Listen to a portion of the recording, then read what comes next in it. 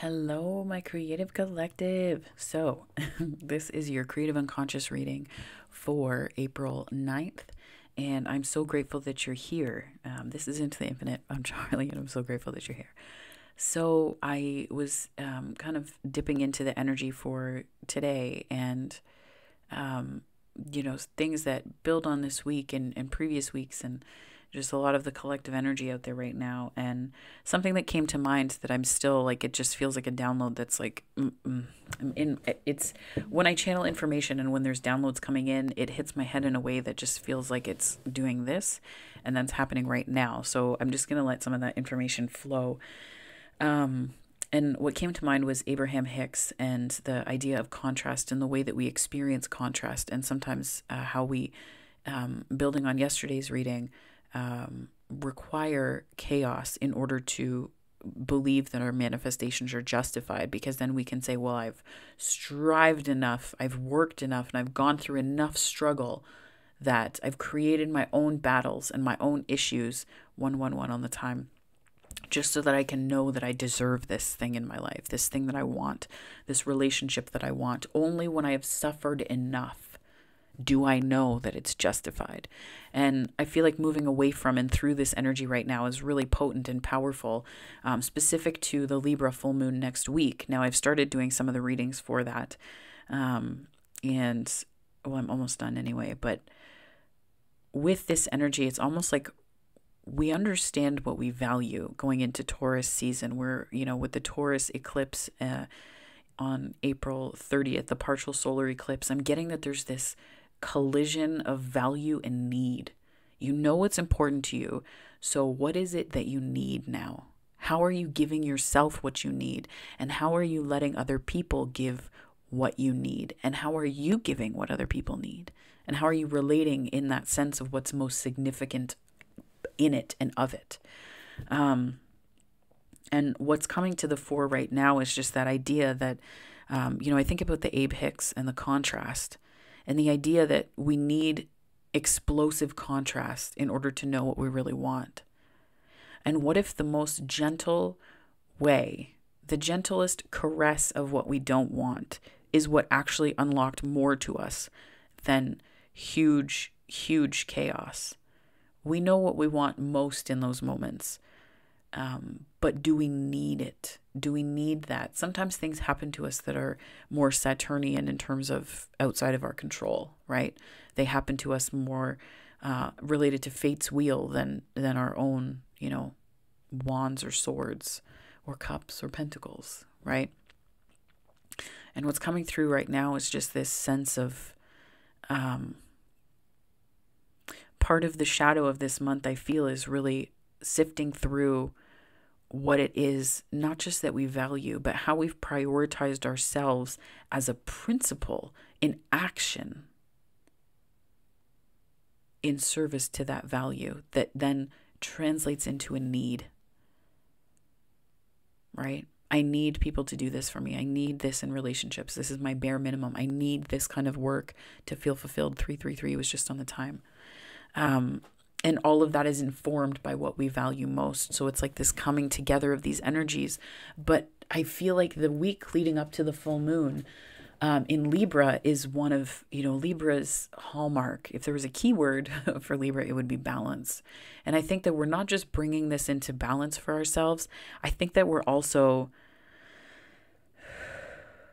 I'm getting that we're also transcending the limits of what we thought possible in terms of needing contrast.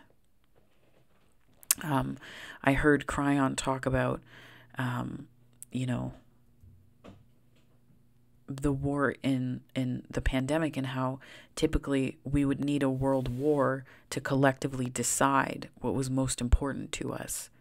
But the pandemic highlighted that. So we didn't there wasn't the same need for conflict in that way. Then, of course, the war in the Ukraine came out. News of that came forward, or I should say, the war in Ukraine. I've understood the semantics of that are very important, because Russia refers to it as the Ukraine, as in the Ukrainian state of Russia. So Ukraine is the country's name, and that is separate from that. So there's a semantics to it that I want to respect. But what I've been thinking about is the way that we identify what we value, and even through things like Schadenfreude, where misfortunes befall others, and that's how we know more of what we want, right? And then when misfortune befalls us, there's this sense too of who's watching and seeing what's happening to us and going, oof, no way, no way, right? I'm just seeing that this is something of a shadow that we're working through, and we can keep the vibration higher of our manifestations and things that we're working towards when we really remember or are reminded of the gentle contrast and the small ways, by identifying and being in our own emotions about things, number one, not identifying with them and building identities for ourselves out of them and saying, I am feeling sad today, so I am therefore a sad person, right? It's understanding that there is a temporariness to some of these emotions and understanding what of that we need to put our hands into in the long term, and where this is going in terms of the value piece and understanding what we need. I'm getting for this particular creative unconscious reading that we're moving through specific value systems, and not systems in terms of systems thinking, but systems as in, I'm seeing this like rhizome of beliefs and the ways that we're connected to one another, right? That sense of oneness. And I'm getting a little bit that we're freeing ourselves in a lot of ways. So I'm going to dive into this reading because that just came through like a shot. So yeah, for a minute there I was, and this happens when I channel sometimes. I haven't put that on this, YouTube channel as such, but when I'm channeling, it's almost like I feel this pillar of light land in my mind, and then my brain just expands and moving things forward, I guess, out of me.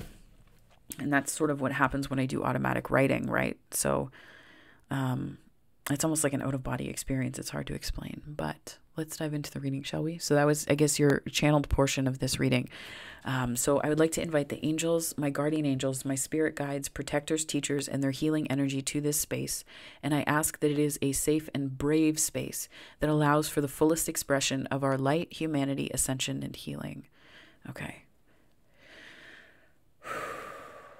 Thank you so much, Spirit. Ooh, okay. I am going to pull from the Wisdom of the Oracle deck by Colette Baron Reed. So that's where we're going to start this shadow spread.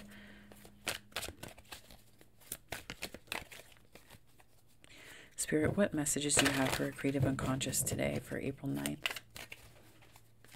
Thank you for the beautiful messages so far. Between worlds. That's it. I think that we are, in terms of a shadow, it's like this. I get that the shadow is helping us to stand in between. Yesterday's daily reading included a message about the thin veil and being the bridge. And this is a lot of carryover energy from that and to that, where it's like we're in between worlds, and it's not in a way that's scary or particularly terrifying.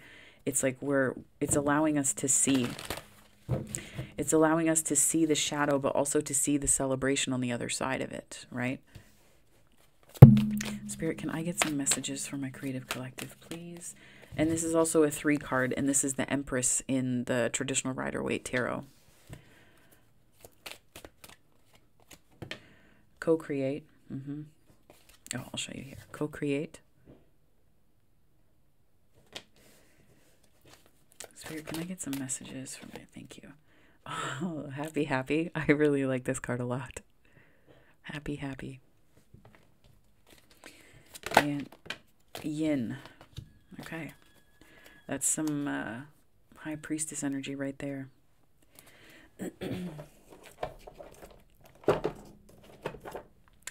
So we have the happy, and then we have yin. So it's almost like this Ace of Cups that you are becoming. You are becoming like an Ace of Cups, the chalice.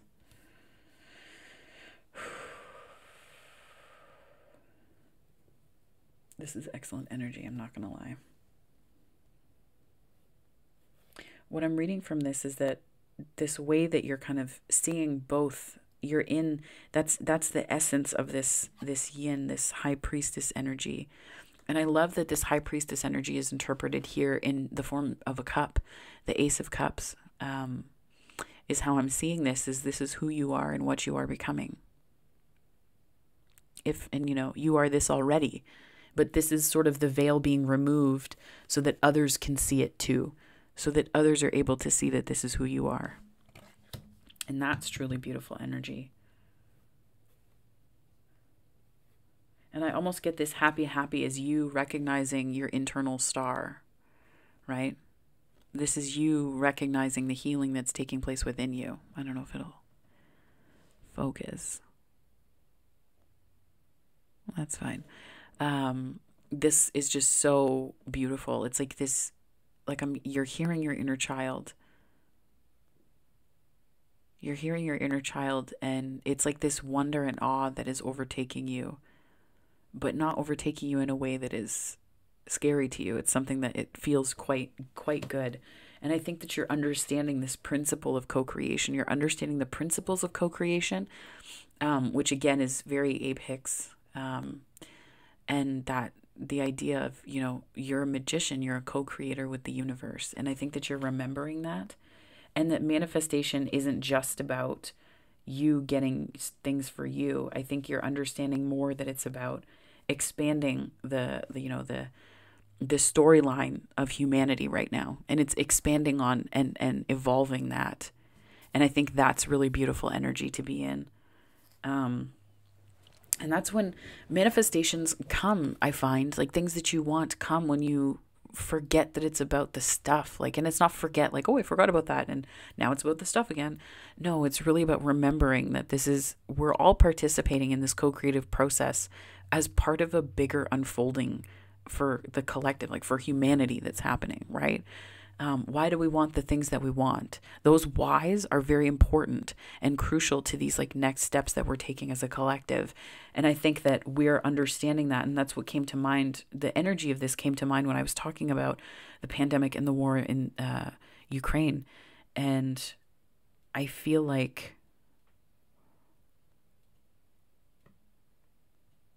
these energies are, it's almost like if there is, like, we talk, like, thinking about towers from yesterday, what's coming to mind is that there's like a tower, and then what's the best version of a tower? What's the best version of a tower? And I almost feel like it's this, right? You're understanding that chaos doesn't need to exist in order for you to know who you are. And then you just become this overflowing Ace of Cups. It is like resonating with your essence and your soul. And in terms of a shadow, I think that the shadow thing that you're working through right now is accessing that and standing between these two worlds, right? Standing between the shadow, literal shadow, and standing between the light of who you are and 1313 on the time, standing between the light of who you are and where you want to be, and really getting that it's the integration of these two energies and it's not the elimination of a shadow. Wow. Okay, I'm going to clarify these here. Spirit, which card would you like me to use to communicate this particular message?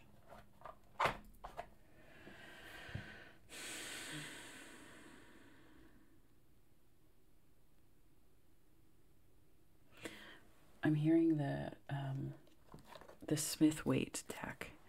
So that's this one here. Okay, Spirit, can I get some clarifying messages here, please, and thank you?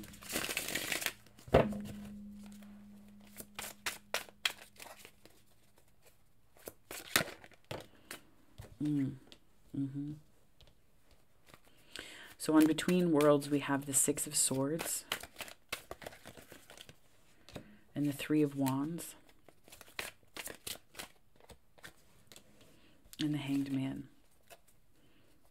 And then we have the Lovers underneath and the Magician. Okay. Do you want me to okay, this is going to go here. But we have the Six of Swords. Okay. And we also have the Three of Wands and the Hanged Man. So this is Piscean and Neptunian energy. And in some ways, I almost feel like, you know, the dreams where you feel like you're, I don't know why this is coming to probably the Piscean energy, but when you have dreams where you see someone and you're trying to reach them, but they just seem distant and far from you in the dream, and you're like trying to like grasp for them, like you think you recognize the back of the head of somebody, but you're like, is that, are you, and you're like in the dream searching. And I almost feel like this is you going from the shadow of searching to just stopping and pausing and surrendering to the enlightenment that has kind of been chasing you and pursuing you, right? I feel like this has been like enlightenment trying to reach you, but you've been, moving forward and in search of other things, or, waiting for your ships to come in. There's like exciting energy. It's a positive energy. It's not a bad one, but I'm getting this sense that it's been like enlightenment has been trying to knock on your door about something that you're co-creating. And it could, the Magician and the Lovers are here. It could be love. This could also be choices that you've had to make or are making that are in your best good, that are coming. Like, it's not a choice where you're trying to decide something. I think this for you is an energy of just remembering that you're the magician, and that the choice is really, how am I going to bring this to fruition? How am I going to bring this into the world? It's that level of agency over yourself.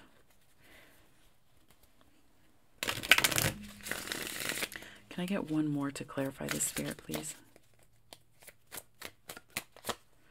Yeah, you're worried though, but the world. Okay, so I think this is like, I just heard the song Put on a Happy Face. I don't know the rest of the words. Put on a happy face. Something about worries being washed away. And I feel like that's kind of what's happening here, right? I just heard some people might need a pressure washer. Oh my gosh. But it's being washed away, right? And this is a Saturn lesson for me, the way I'm reading this. And the fixed signs are also the ones who are most impacted by the eclipse coming up at the end of the month, the partial solar eclipse on April 30th. And the fixed signs all showed up here. So this could be a message from a fixed signs, like as an Aquarian, I feel it. I feel it.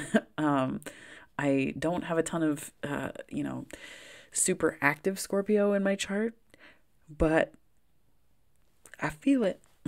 I'm feeling it. And so the fixed signs here are Scorpio, Taurus, Leo, and Aquarius.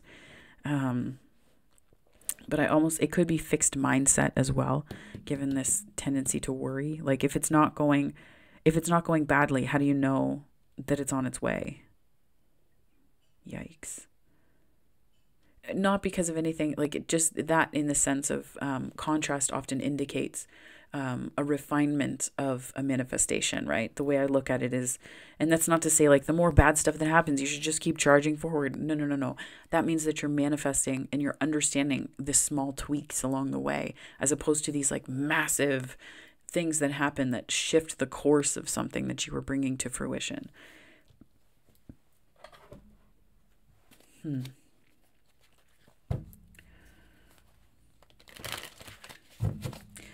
Can I get some information here, Spirit? Some clarification on this happy, happy card. This beautiful happy, happy card.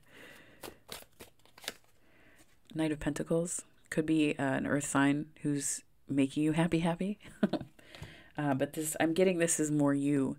The slow and steady development of an idea. The slow and steady development of something that you're putting into the world, and perhaps offering others. This could be some way that you're bringing others value. Something about it's something about value. Seven of Pentacles.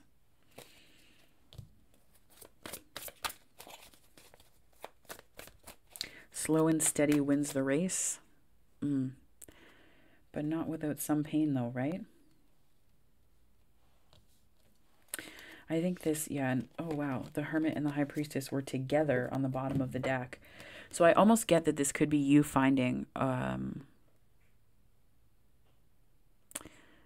this sort of coming together of energies within you, or a counterpart that aligns with the wisdom that you've found through some hardship. And I get like this happy is where you are now. But the value is tied to these burdens that you've put down. Like you understand what's important. And I think that you're calling in projects and people and possibly a romantic connection that speaks to this. Like they get it. You're not going to have to explain like, this is why I value, like, I don't know, I'm thinking the 5 love languages, okay? Like, this is why I value physical touch or words of affirmation or quality time, right? They're just going to be like, oh, that makes complete sense in the context. But also just that you value it is important enough, like those types of things where someone isn't going to make you justify why you deserve good or make you justify your ideas or explain every bit, like all the minutia of it, just for you to be sitting at a table, right? I've encountered situations and projects where I've had to explain, like over explain myself and why I want what I want for a situation or a project, when I've been given the freedom to do it. And then it gets like questioned to death to where I just don't want to do it anymore because I'm like, well, if it was of equal value, and I was valued, I wouldn't need to explain or justify everything so that it had no life left to develop, right? What I'm getting the image of is of somebody taking one of those like, the name is gone on me, but like when you're pounding meat, like which we're gonna forget about the double entendre there because I'm laughing internally.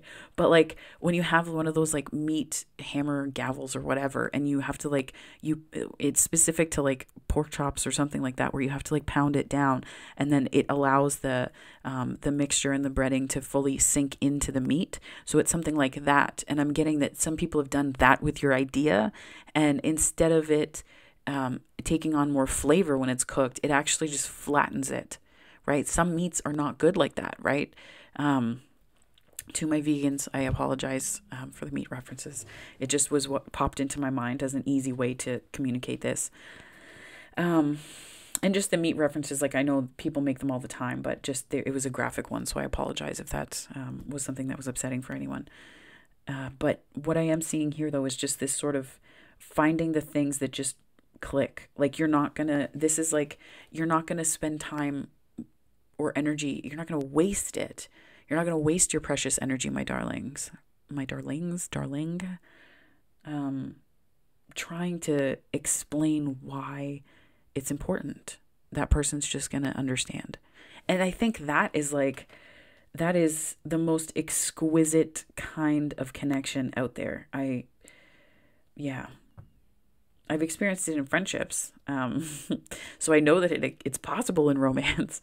And I've seen it happen for other people too. Like I've watched couples together and I'm like, oh, you two and sometimes you 3 and 4. My God, it's, my polyamorous friends, you're allowed here too. But just seeing it, in folks and how they interact with one another, they just get it. They just get one another in a way that's really like, I don't know. It's sweet, but it's just like, it leaves me with a feeling of hope that something like that exists for all of us. So, Spirit, can I get some clarification further on this yin, this Ace of Cups that we are becoming? It's almost like after difficulty, it's like the universe is taking the cloth away and being like, ta-da! Like, look at what you've become. One of the most beautiful cards in the deck. So where you may have thought that the deck had been stacked against you, you were becoming one of the best ones. And I mean, the best ones, everyone has different definitions, but let's face it here. Anytime a reader sees an Ace of Cups, they're like, oh, hell yes, it is on, right? Like they're excited for a reason. And I feel like that's you. You're stepping into this beautiful energy within and for yourself.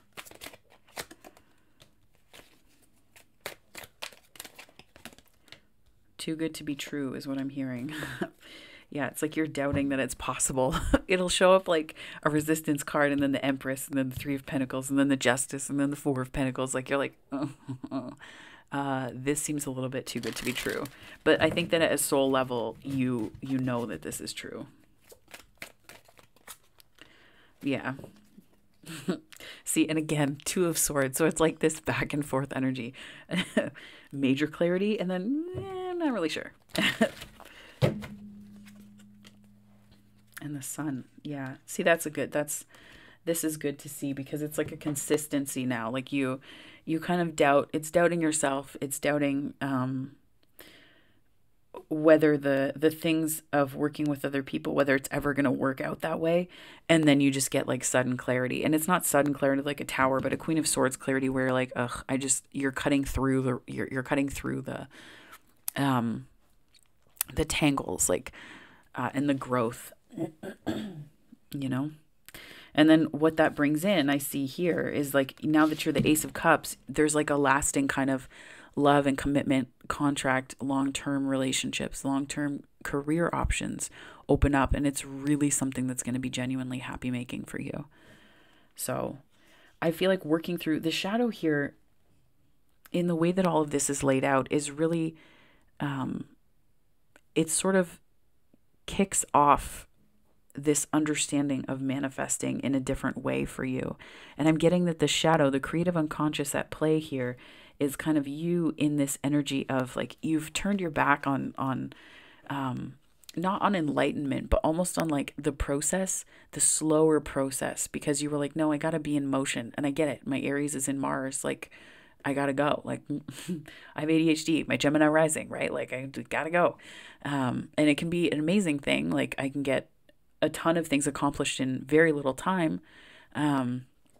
Almost like I get this like 80-20 clarity, right? The Pareto principle, like it's clear. But the problem with that sometimes for myself, and I think that this is coming up here because I can speak to it.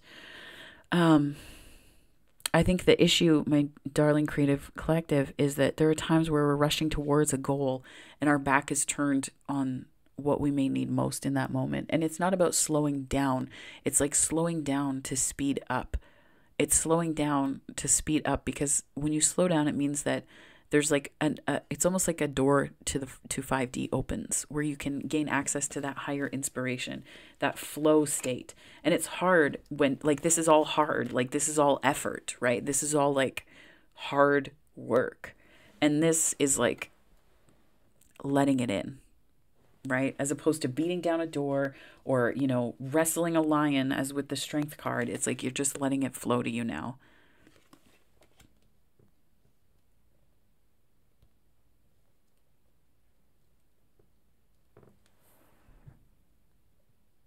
I don't know why I'm hearing this song. It's a remix, Dream on Me. It has Ella Henderson, I think, in it. Dream on Me. It's a remix. But I think this slow enlightenment has been coming to you. This slow enlightenment, and that's the shadow that you're working through, is really getting what effort does, and you're understanding that happiness is about co-creating with the universe, which means this energy, right? So why don't we dive into, I'm going to pull from the chakra deck here that I have.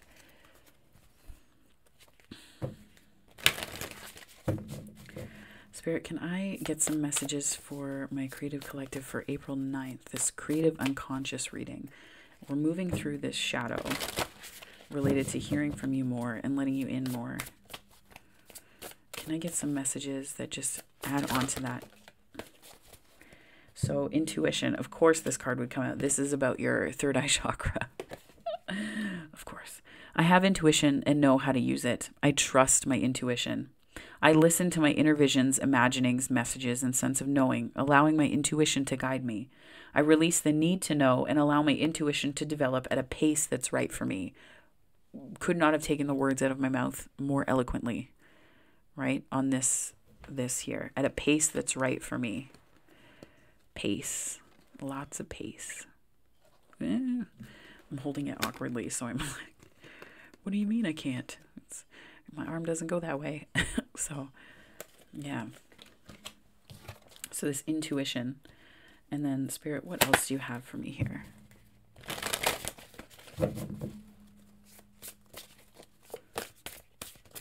For my creative collective.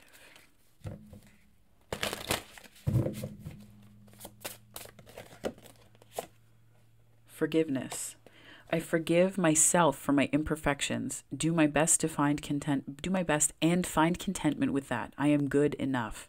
I recognize my hurts and nurture my inner child with all that they need. I forgive others for their preconceptions, judgments, and behaviors, trusting we are all doing our best with our current levels of awareness and patterning. Yeah, this is also a form of surrender, right? We think of forgiveness as in like letting something go so that we can move forward. But I almost see this as a sort of enlightenment and intuitive knowing. Forgiveness kind of unlocks that for us a little bit, I think. It really does. It allows us, it's a form of surrender. I feel like Spirit threw that out being like, yep, truth. And it unlocks a different way of being for us so that we understand that we are the magician. We understand how this is related to the world cycles. Protection. This is a big one because so keep in mind too, that when we're in motion constantly and we aren't really listening to what the universe is saying to us or what spirit is communicating or our guides, right? We're turning off the flow so that we're like, forget it. But it also affects manifestations, right?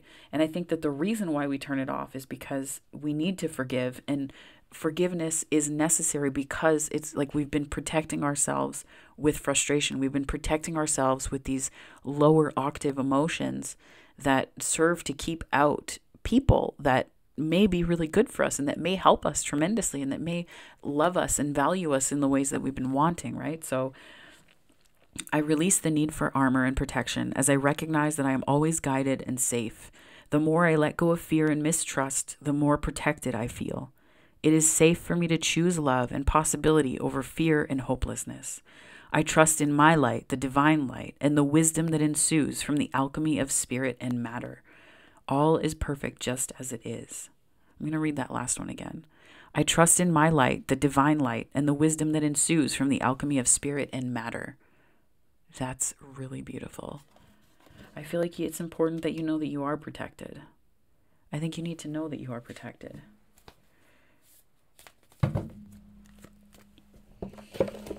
It's important that you understand that.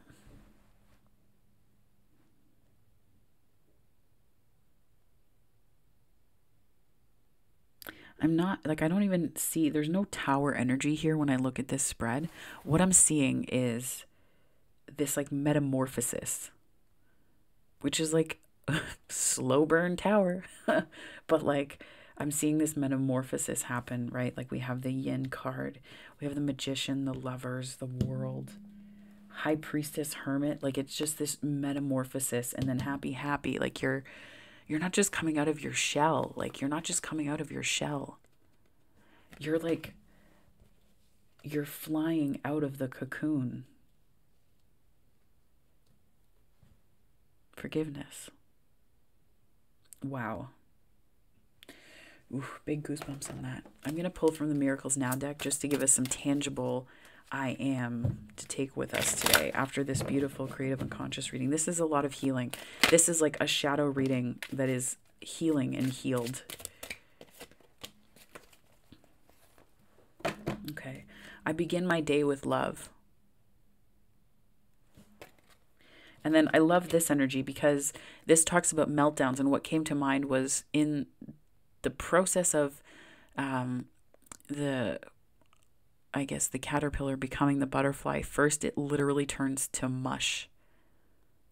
Like it turns to liquid. It like liquefies in the cocoon and it reforms into something else. It's such a beautiful thing. But when I read meltdown on the card here and I thought about that, like where you don't recognize where you are, you're in this void. You're like, why am I made of nothing and something, and I'm becoming something? But right now I'm liquid that is aware of itself, right? Our bodies are how much water. So there's a little bit of like a in there. But in the midst of a meltdown, I breathe through the discomfort and come out the other side. In the midst of a meltdown, I breathe through the discomfort and come out the other side. Yes. So, my wonderful creative collective, for the collective unconscious reading today. I hope this was helpful. This was a little bit of a dive into your shadow just to see how we're processing things, what the most useful information is in service to healing aspects of the shadow.